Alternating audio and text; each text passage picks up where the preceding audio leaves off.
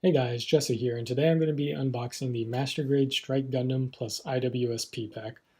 Now, I've had this kit for a while, and I decided this will be my next build simply because I want to kind of feel like building an older Master Grade that's a little more simple. And I know this comes in a huge box, and by today's standards, when a Master Grade comes in a box this big, it's going to be an avalanche of parts.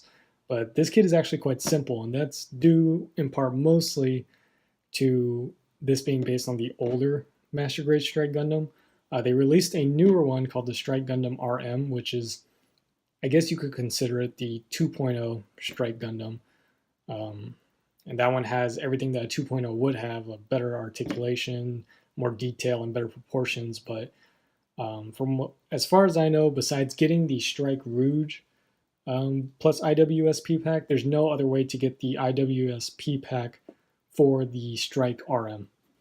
I don't know if this one's compatible with the Strike RM. I'm sure someone more educated in seed kits can tell me, but I wanted this pack, and the only way to get this pack was to either buy this, the Strike Rouge, or the Strike E Gundam plus I.W.S.P pack.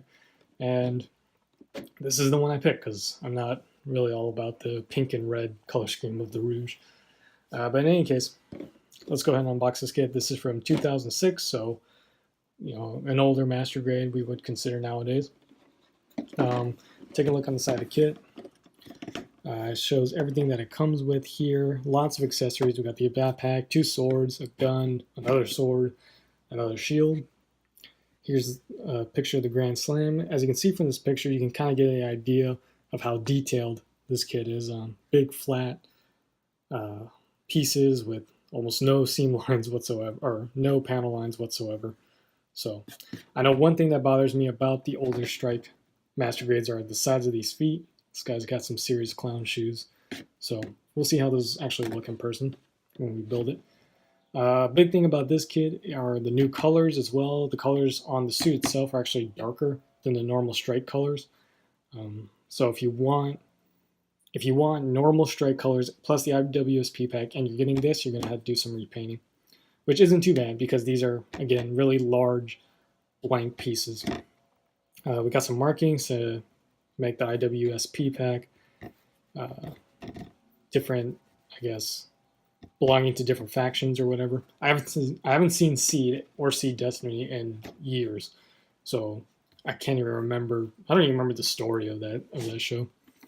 In any case, kind of showing it on the stand here. Now, unfortunately, as you can see, the anti-ship swords and the Grand Slam come in this strange kind of off-white color when they should be like silver or chrome or whatever you'd like. So you're gonna have to do some repainting.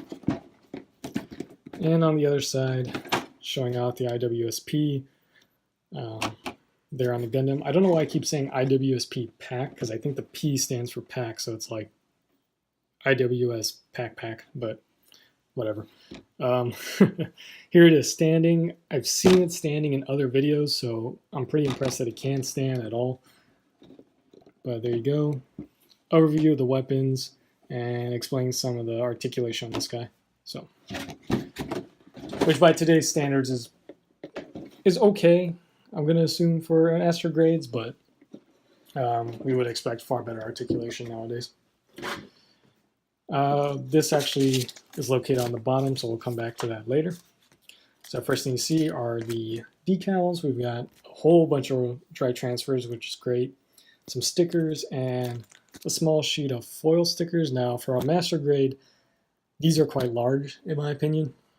So we got a bunch of blue and 2 large blue ones. We have camera stickers here, which are solid blue and not reflective, so I'm going to be painting that. And eye stickers, which are also solid colors and not reflective, so I'm going to be painting that as well.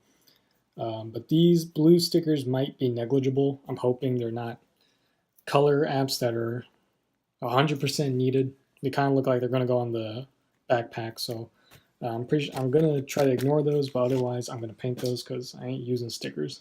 Sorry. Not on Master Grade. Here we got Runner L.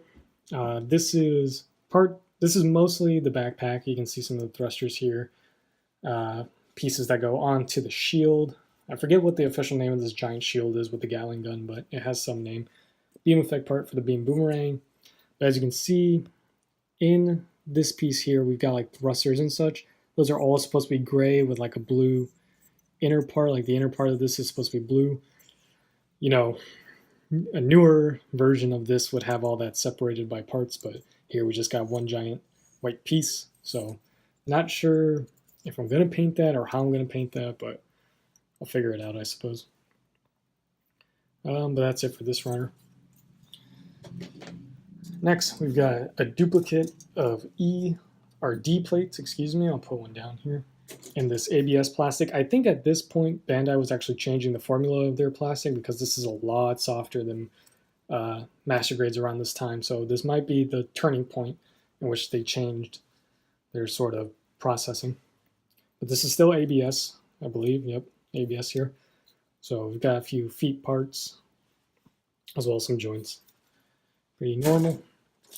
Next, we've got the O runner.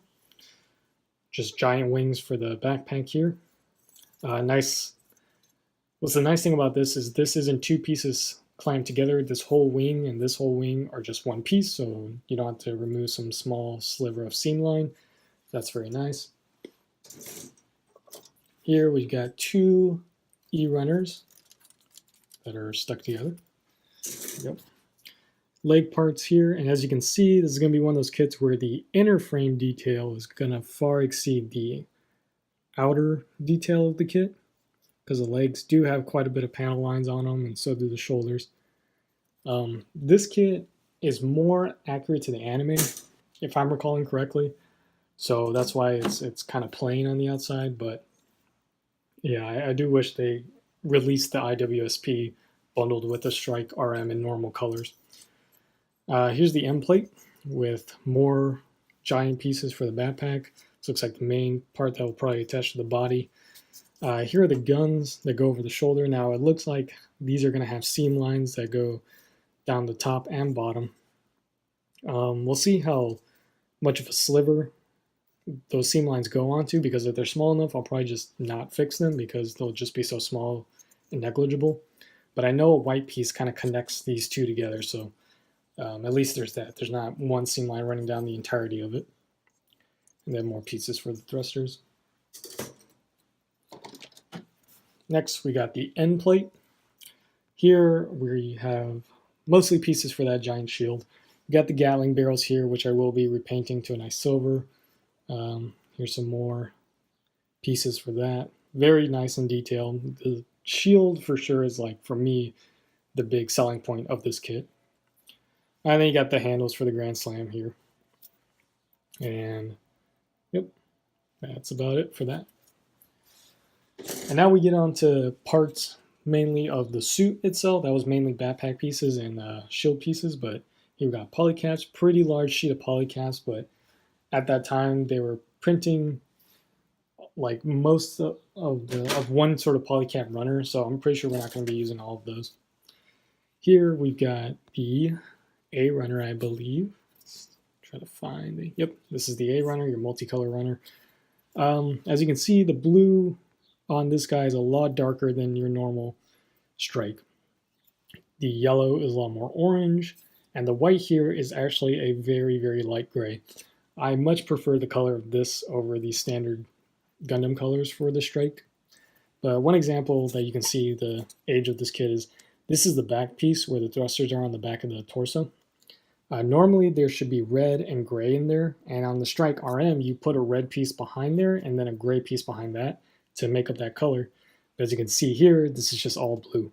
Now fortunately for this kit in particular, that's completely covered up by the backpack, so I won't be painting that, but you can kind of see the kind of work you'll have to do on this kit to get it color accurate.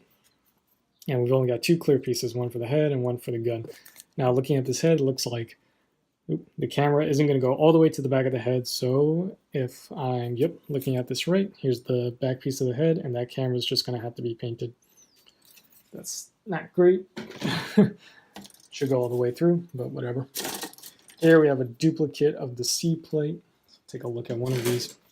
Mostly armor parts, but you can see how big and flat these pieces are. Nearly no panel lines on these at all. And these are all your armor parts for the leg and arm. Yep, like I said, very simple. As you can see, we're almost out of plates, and this is such a huge box. Oh, package of screws hidden here in the corner. I would assume for the legs or the stand, but who knows. Here we've got red. The red here is just slightly darker than your normal red, so not as dark as I thought it'd be. I thought it'd be more of a maroon, but this is still good. But you can see, look at the size of these feet. Jeez. I don't know what they were thinking. They did this on the 1 to 100 scale strike kits back in the day too, and they were just awful, if you ask me. Proportions were all over the place, but still, this red is still very nice. I guess I'll just have to deal with those feet. Here's the blade pieces for the anti-ship sword and the Grand Slam. As you can see in this it's not white, and it's kind of flexible. It's kind of a weird material. But I will be repainting that, of course. And here we go. This final F plate is this harder. No, it's still a bit flexible.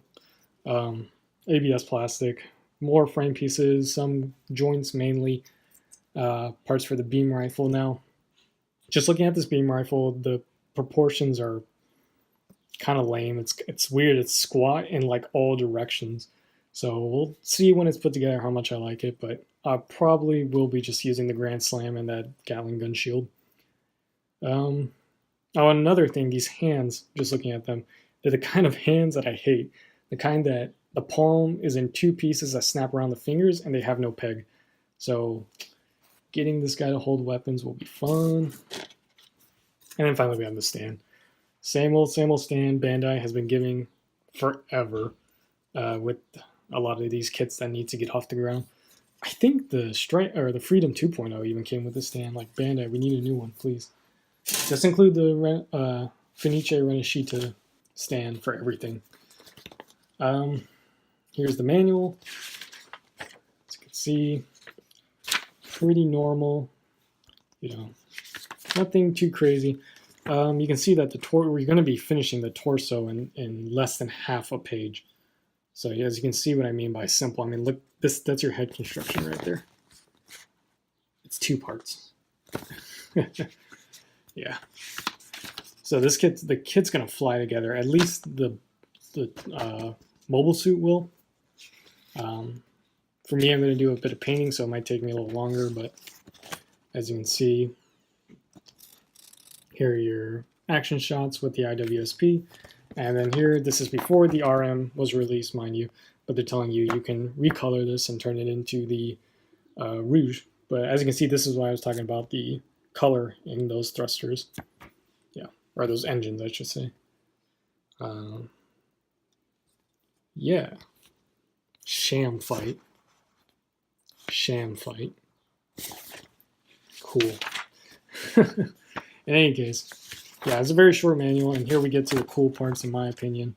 The mobile suit is actually going to be kind of boring, but building this Gatling gun thing is going to be sweet. And all painted up, it's going to look great.